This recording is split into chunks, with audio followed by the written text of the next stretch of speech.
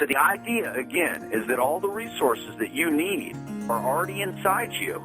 You just got to break through the fear. The fear, that's like the prison bars. It's the emergency brake. It's the chains you got to break free from.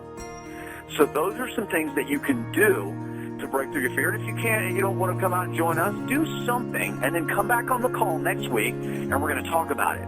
Okay, I'll bring you on the call and we'll share experiences. So that's the plan. Now what I want to do now, the call is at 1 hour, but I reserved a little bit more time.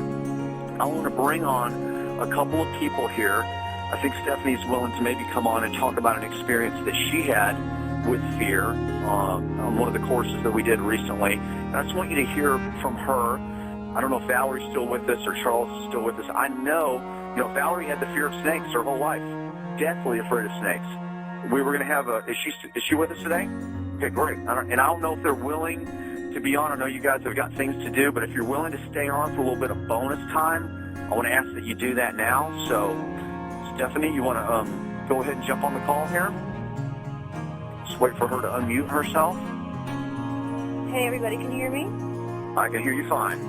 Cool. Well, thank you, everybody, for getting on the call. I think the coolest experience that I had when we were out with the Adventure Club was on the free fall with the zip lining, and it was a 100-foot free fall, and there's part of me that's like, you know what, I'm cocky, I can do anything, and when I climbed that 100-foot tower and it was time for me to perform and jump, I couldn't do it, and I wasn't ready to do it. I didn't realize that I had the fear, and that's really what the cool thing is about doing all these different bioenergetic experiences, is that I was unconscious of this fear, and my pride was holding me back from really seeing it.